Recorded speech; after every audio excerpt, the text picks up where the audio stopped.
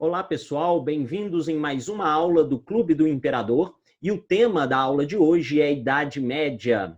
Ora, para entendermos a Idade Média, eu vou introduzir alguns pontos necessários para a compreensão, para o esclarecimento deste período.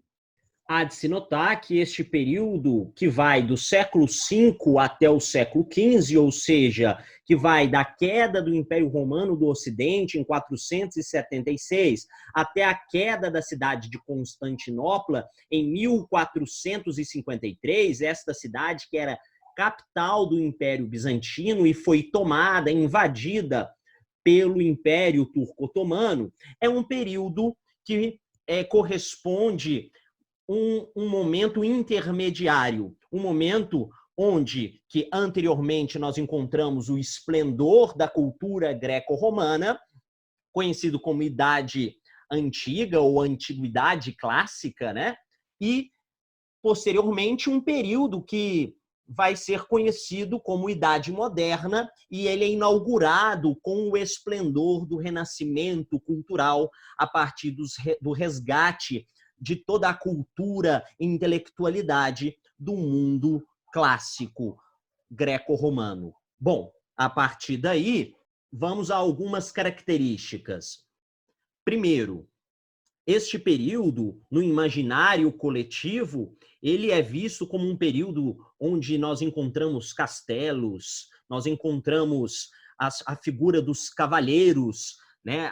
Ao mesmo tempo, nós encontramos também a figura forte da igreja, a imagem da igreja, ela é muito presente, né, nesse imaginário coletivo sobre a Idade Média. É claro que há um predomínio da igreja sobre todos os aspectos da vida humana, mas todos os aspectos da vida humana na Europa. Lembrem-se, pessoal, que este período ele não se resume somente aos acontecimentos do continente europeu, mas a Idade Média ela pode ser também tratada como Idade Média Oriental. Então, ao mesmo tempo que nós encontramos uma alteração nos padrões de comportamento, de sociabilização, nos padrões de organização política no Ocidente, ou melhor, no continente europeu, há também mudanças da estrutura política, da organização no Oriente. Então, existe uma Idade Média ocidental, mas também uma Idade Média oriental. Então, notem, o predomínio da igreja, o predomínio do cristianismo, ele vai ser somente encontrado na Idade Média ocidental e não na Idade Média oriental. É claro que nós temos ali, na região oriental, o Império Bizantino praticando também uma fé cristã. No entanto, nós podemos dizer que, ao mesmo tempo, encontramos impérios, um império conhecido como o Império Turco-Otomano, onde nós temos vários califados que vão se sucedendo, mantendo uma fé que não é a fé cristã, mas sim uma fé islâmica. Bom, depois de entendermos isso, é se notar também que neste período há uma visão pejorativa que foi criada pelos humanistas da Idade Moderna, que cunham o conceito Idade Média como uma idade das trevas, um período de obscuridade, um período de ignorância, onde ali no mundo ocidental não houve nenhuma transformação significativa no campo da intelectualidade, no campo das artes, enfim, este período, então, tido como Idade Média ou período da Idade das Trevas, é visto assim a partir de uma visão dos humanistas, uma visão da Idade Moderna, mas esse período ele vai ser revalorizado, ou melhor, ele vai ser valorizado somente no século XIX. A partir do século XIX, há uma releitura sobre este período da Idade Média, mostrando que não. Ora, essa visão tem que ser criticada em tratar a Idade Média como um período de obscuridade, porque este período efetivamente não foi um período obscuro, foi um período de transformações significativas, onde houve a produção, sim, intelectual e a produção, sim, artística. Tá bom? Pessoal, depois dessa breve introdução, eu queria, então, dizer que na aula de hoje nós nos limitaremos a falar sobre uma fase específica da Idade Média no Ocidente, da Idade Média Ocidental. Ora, a Idade Média Ocidental ela é dividida em duas fases, a Alta Idade Média e a Baixa Idade Média. Hoje nós trataremos sobre a Alta Idade Média. Este período, conhecido como Alta Idade Média, do século V aproximadamente ao século X, é um período de transformações significativas no que diz respeito à criação, ao apogeu e ao declínio até mesmo de reinos germânicos, que nós vamos falar. Ao mesmo tempo, este período mostra como a igreja vai criar estratégias para fundamentar, solidificar o seu poder, e falaremos também sobre um momento áureo de um reino germânico conhecido como Reino dos Francos. Bom, pessoal, este período da Alta Idade Média, nós vamos encontrar, primeiro, vários povos germânicos, um período onde há invasões e deslocamentos populacionais que são constantes, intensos, e é um período onde vai acontecer uma fusão entre elementos do antigo Império Romano, elementos dos povos tidos como bárbaros, que são os povos germânicos, e elementos do cristianismo. Os reinos bárbaros que vão se formando na Alta Idade Média, eles vão apresentar, então, uma nova configuração cartográfica na Europa. Além disso, há de se notar também que os acontecimentos da Alta Idade Média vão proporcionar a formação do modo de produção feudal. Vai proporcionar a formação do chamado sistema feudalista, tá bom? Ora, com a decadência do Império Romano, devido à crise do sistema escravista, devido a leis como o colonato, que incentivava a ruralização, o êxodo urbano, além disso, devido às invasões, as primeiras invasões bárbaras que vão colapsar o Império Romano do Ocidente, a Europa ela ganha novos contornos. Os povos bárbaros eles vão construindo reinos que não necessariamente possuíam vida longa. Esses reinos, na verdade, eles possuíam uma vida curta, sobreviviam muito pouco tempo e assim eles vão se transformando rapidamente.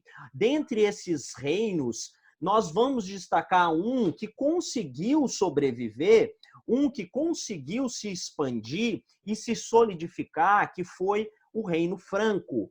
Mas antes de falarmos dele, vamos primeiro falar sobre as características gerais desses povos germânicos. Ora, existem diversos grupos, os suevos, lombardos, teutônicos, francos, godos, visigodos, ostrogodos, anglo-saxões, etc. Existem diversos povos germânicos e eles têm alguns pontos que são comuns, como, por exemplo, eles cultuavam vários deuses, proferiam, portanto, do politeísmo.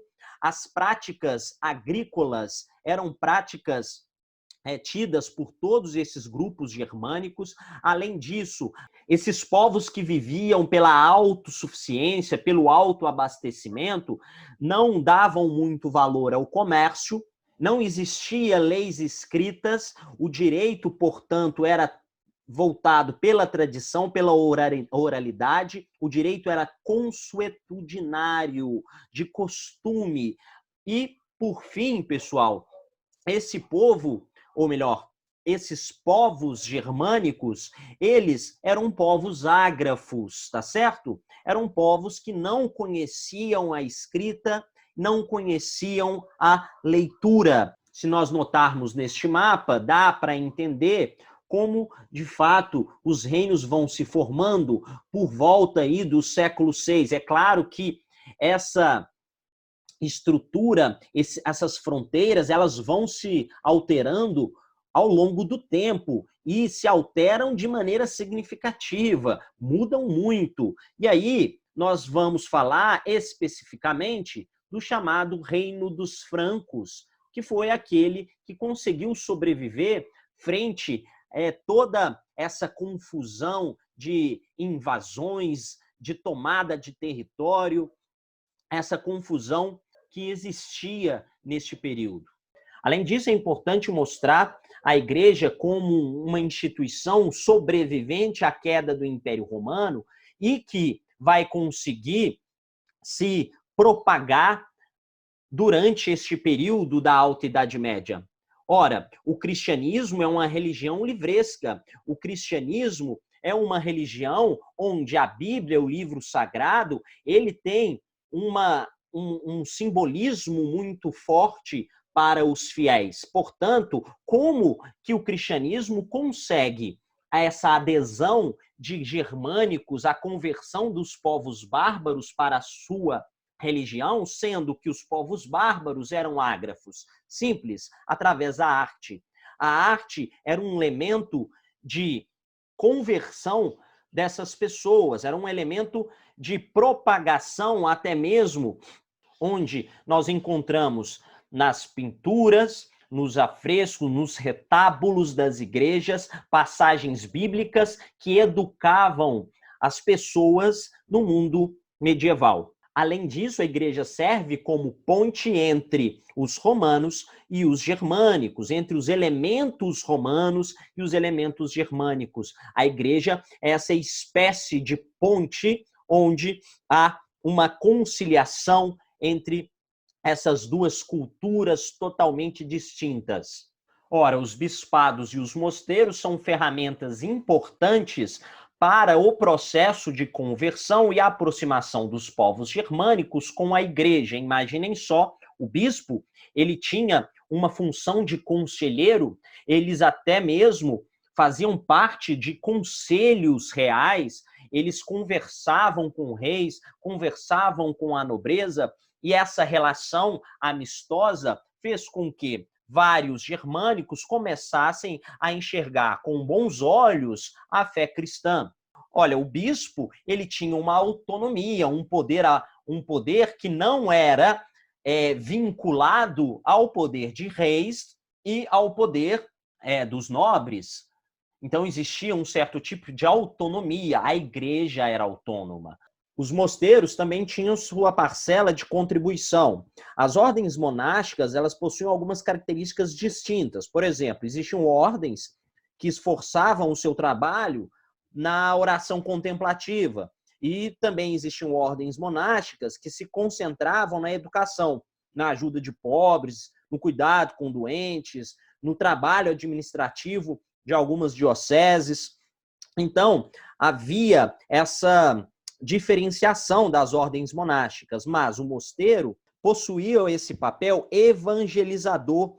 Os mosteiros, por estarem situados em ambientes rurais, ele conseguia, através de missões, fazer esse papel evangelizador. Além disso, os mosteiros eram núcleos culturais da época. A influência da igreja entre os monarcas e entre outras camadas populares germânicos gerou, portanto, uma unidade cultural. A igreja, ela assume esse papel de centro intelectual e, ao mesmo tempo, de propagador de valores e costumes, gerando uma unidade cultural em diversos reinos germânicos. Agora, passaremos para esse único reino que conseguiu sobreviver aos contrastes da Alta Idade Média, conhecido como Reino Franco. Olha, o Reino Franco, a história do Reino Franco, vai ser inaugurada com a dinastia merovingia do século V ao século VIII. Antes da dinastia merovingia, o reino franco ele não era unificado, havia uma fragmentação do povo franco. Mas olha só, é com Clovis, o primeiro rei da dinastia merovingia, que nós vamos compreender essa territorialização, ocupação que os francos fizeram até mesmo nessa região conhecida como Gália, que hoje é parte da França. Vamos lá, o Clovis ele vai não só unificar o povo franco, conquistar a Gália, mas também se converter ao cristianismo. Junto com ele, ele leva alguns cavaleiros, guerreiros, para se converter também. Então, o Clovis vai ser esse primeiro rei germânico que criará uma aliança efetiva com a igreja. Além disso, é a partir da dinastia merovingia, não especificamente de Clovis, que há uma proposta de divisão de terras entre nobres e o clero, que é relacionada a costumes germânicos como o comitatus e o beneficium. O beneficium seria um costume de dar um benefício, um cargo ou uma posse de terra ou privilégios a uma pessoa ou a algumas pessoas. E assim, na dinastia merovingia, os reis começaram a praticar com mais efetividade o beneficium. O beneficium aqui, muitas vezes, vai ser a doação de terras. Além disso, o comitatus. O que seria o comitatus? Aquela fidelidade existente entre os cavalheiros. Olha, tanto o comitatus como o benefício são práticas do mundo germânico que já existiam, mas aqui elas vão ganhar um peso maior, porque é a partir delas que nós vamos compreender a fragmentação do território franco até chegar um momento em que o sistema feudal se configurará, tá bom? Seguindo a dinastia merovingia, nós não vamos encontrar outros reis que surpreenderam como Clovis.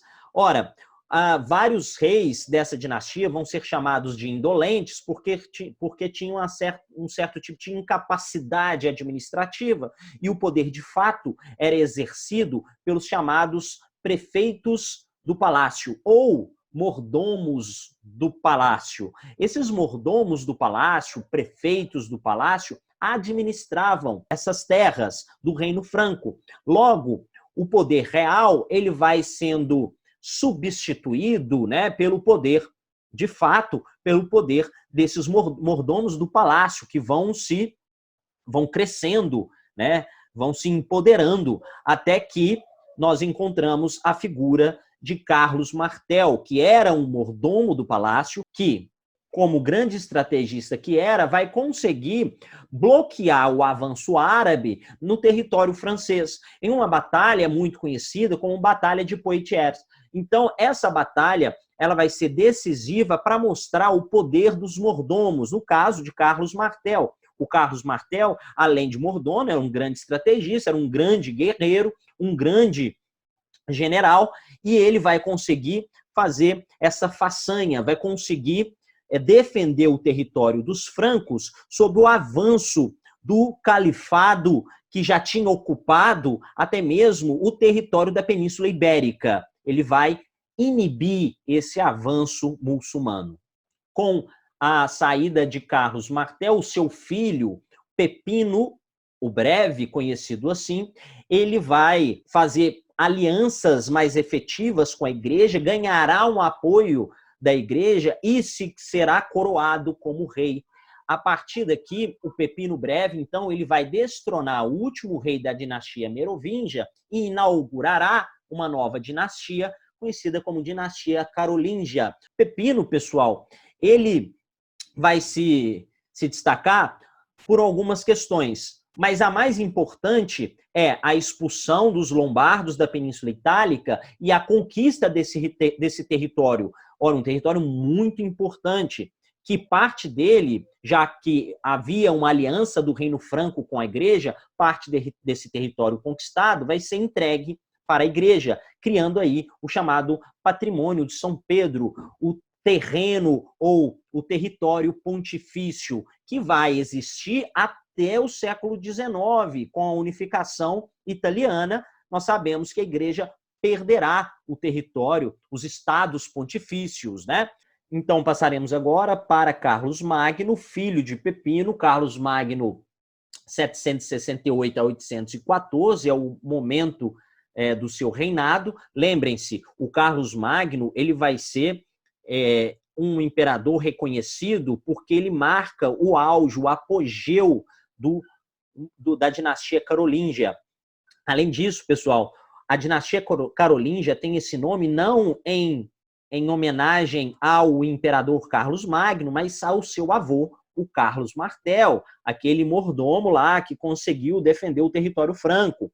Olha, o Carlos Magno, ele vai ser coroado como imperador. Aqui nós temos, então, o chamado Império Carolíngio. O Império Carolíngio ou Império Romano do Ocidente. Olha, o imperador ele vai ser coroado pelo Papa, marcando aí esse rito de coroação existente da Europa Ocidental, mas também essa coroação é uma estratégia do Papa Leão VIII junto ao Carlos Magno em restabelecer, ou melhor, reconstituir o Império Romano do Ocidente.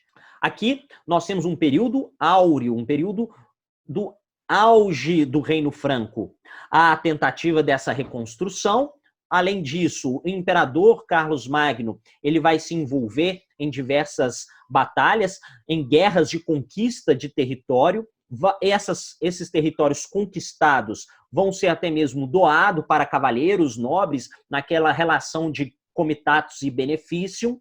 E isso vai gerar laços de fidelidade, laços de dependência dos nobres que receberam as terras com o próprio Carlos Magno.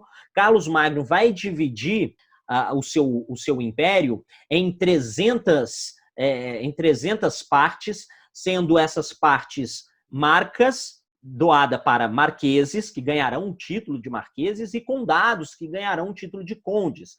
Esses nobres que ganham essas terras, eles têm o dever de administrá-las, mas, ao mesmo tempo, ele cria o cargo missi dominici, e dava também a nobres para a fiscalização da administração nesse território. Olha, então há uma centralização que é relativa do poder de Carlos Magno. Ao mesmo tempo que ele tem nobres que vão fiscalizar os missi dominicis, as atitudes, né, desses outros nobres, que são os marqueses e os condes, nós temos estes marqueses e condes que administravam esses territórios. Então, a centralização é relativa. Há também esse apoio da igreja ao Carlos Magno.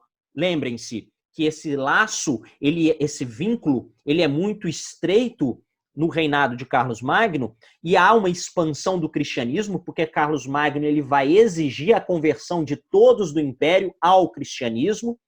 Além disso, ele vai propor, a partir do chamado Renascimento Carolíngio, uma intelectualização do povo do Império Carolíngio. Então, o Renascimento Carolíngio nada mais é do que a tentativa de reduzir a taxa de analfabetismo, abrir mais escolas e mosteiros, apresentando aí uma visão de conciliação com os costumes romanos, do Império Romano.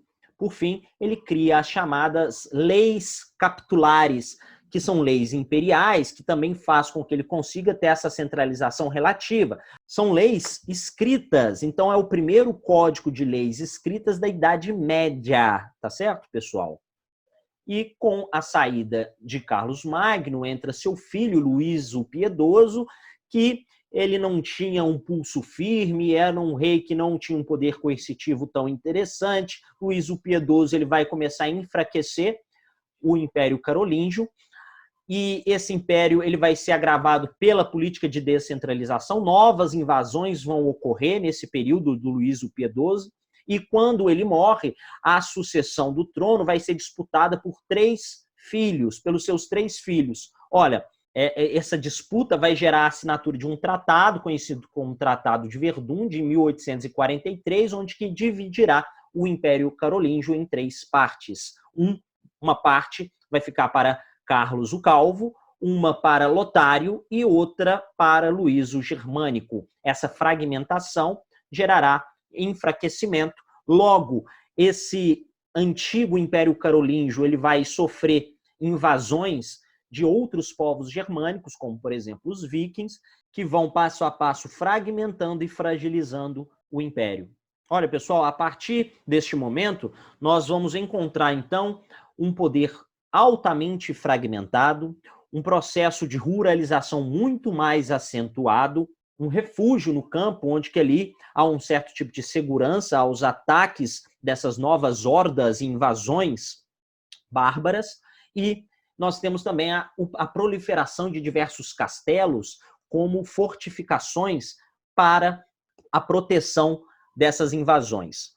Notamos que a partir daí que o feudalismo vai ganhando forma e vai ser implementado, sendo este o tema da nossa próxima aula. Pessoal, espero que tenham gostado, entendido, e ficamos por aqui. Até a próxima aula. Tchau!